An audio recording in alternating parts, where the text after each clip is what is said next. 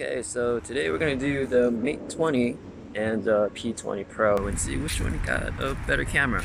Now they both have 24 megapixels for front-facing camera, but for back it's a bit different.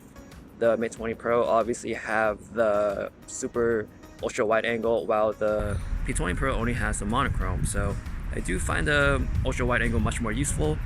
But then again, let's see how these cameras compare. So this is going to be the low light test of the front facing camera, and right now on these screens, the P20 Pro looks a bit more washed out, while I got some warmth in my skin on the Mate 20. So it was pretty correct when I was looking at my phone screens, but now I'm looking at my computer screen. It does look like I am much more warmer, I am less washed out, and the background and the skies, the highlights, do maintain on the Mate 20 versus the P20 Pro. The portrait mode with the back camera, I couldn't tell any major differences. They both look exactly the same in my eyes, but maybe you can find something that's different.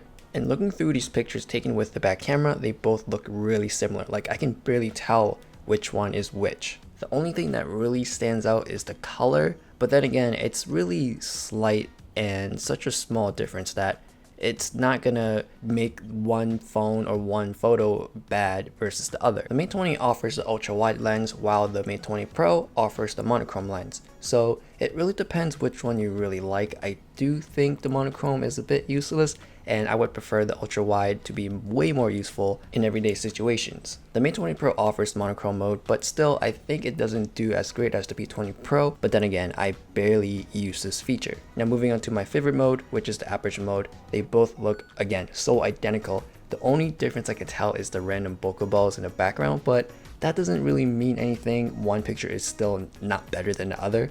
And moving on to low light, the differences is still minimal.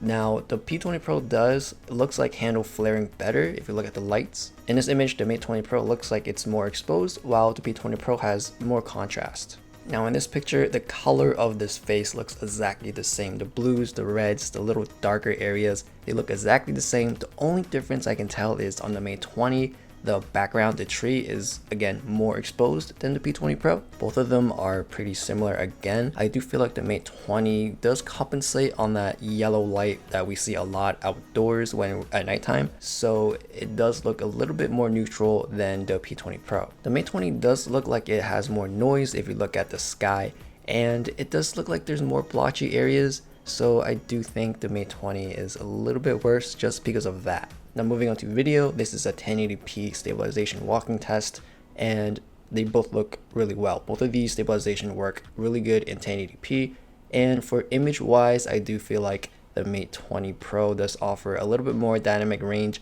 especially if you're looking at that building. The sun, the golden sun look does apply on that building, while it just looks pretty dark and neutral on the P20 Pro. So with the 4K stabilization walking test, no brainer that the Mate 20 wins because it has stabilization versus the P20, which looks like doesn't have any at all. Another small difference to take note of is that on the P20 Pro, it does look like it's a bit wider than the Mate 20, but then again, the Mate 20 does also have the ultra wide lens. So the biggest difference for me is that the Mate 20 Pro has a little bit better dynamic range, the color is a little bit different, and the Mate 20 main lens is not as wide as the P20 Pro's main lens. And of course in 4K, stabilization versus no stabilization. With this footage here, I was standing on a bridge and the wind was really blowing at my hands, it was really strong. And as you can tell with the Mate 20, it looks like it's pretty stable, where on the P20 Pro, it looks like my hand is trying to fight with the wind. So low light 1080p walking test, they both look really similar. They do have that little jitter problem, and again, looking at the lights, the Mate 20 Pro doesn't do as well with flaring versus the P20. Now for 4K, it's a big difference. Of course, you can tell there's a lot of jitter because of that stabilization going on with the Mate 20 versus the Mate 20 Pro, where it's much more clear. In terms of exposure, the Mate 20 does look much better versus the P20. So overall, I don't think it's worth upgrading or worth buying the Mate 20 if you already have the P20 Pro. Now, if you don't have any of these phones, I would personally go for the Mate 20 just because it has the ultra wide lens, which I do find more useful in a lot more scenarios than the monochrome sensor offered on the P20 Pro. The quality on these phones are really identical. The coloring is a little bit different on each one, and so is the exposure and the dynamic range. And the Mate 20 does offer stabilization in 4K. So ultimately, it all comes down to personal preference and which one you want to get. Let me know which one you're planning on buying, and let me know what you guys think. Thanks for watching, and I'll see you guys later.